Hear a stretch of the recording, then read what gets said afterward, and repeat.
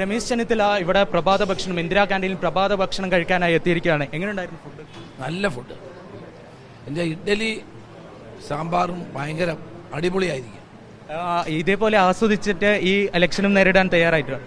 സാധാരണ ഇപ്പം ബ്രേക്ക്ഫാസ്റ്റ് ഒന്നും കഴിക്കാൻ പറ്റത്തില്ല. ഇപ്പം ഏതായാലും ഇവിടെ വന്നുകൊണ്ട് മിനിമോളെ ഞങ്ങൾക്ക് ബ്രേക്ക്ഫാസ്റ്റ് തന്നു. ഇലക്ഷനിൽ ഇങ്ങനെ ഓടിയെത്താൻ പറ്റുന്നുണ്ടോ? തീർച്ചയായിട്ടും ഓടിയെത്താൻ ശ്രമിക്കുകയാണ്. ഈ സ്ഥാനാർത്ഥി പ്രഖ്യാപനത്തിലെ വൈകലും പിന്നെ അതേപോലെ തന്നെ അസ്വാരസ്യങ്ങളൊക്കെ ബാധിക്കുമോ? ഇത്ര വൈകിയത് ഞങ്ങളല്ല, LDF ആണ്. അവർ 4 സ്ഥാനാർത്ഥികളെ ഇന്നലെയാണ് പ്രഖ്യാപിച്ചത്. ഞങ്ങൾ ദിവസങ്ങൾക്ക് മുമ്പ് തന്നെ എല്ലാ സ്ഥാനാർത്ഥിയും പ്രഖ്യാപിച്ചു. അപ്പോൾ നമ്മൾ ഇന്ന് നോക്കുകയാണ്, കഴിഞ്ഞ ദിവസം തോമസ് ഐസക് പറഞ്ഞായിരുന്നു ഈ രമേശ് പിഷാരിയുടെ പാലക്കാട് നിർത്തിയത് ഒരു കോമാളിത്തരമാണ് കോൺഗ്രസ് കാണിച്ചതെന്നൊക്കെ.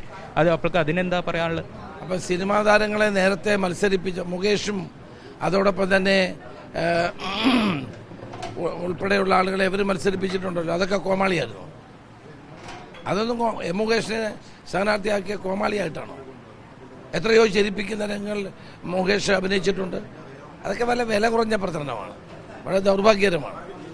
എന്തായാലും ഇത്തവണ വലിയ ഭൂരിപക്ഷത്തിൽ വലിയൊരു സീറ്റ് തന്നെ വിജയിക്കാൻ പറ്റുമല്ലേ? ഒരു സംശയം വേണ്ട, UDF വൻ വിജയം നേടാൻ പോവുകയാണ്.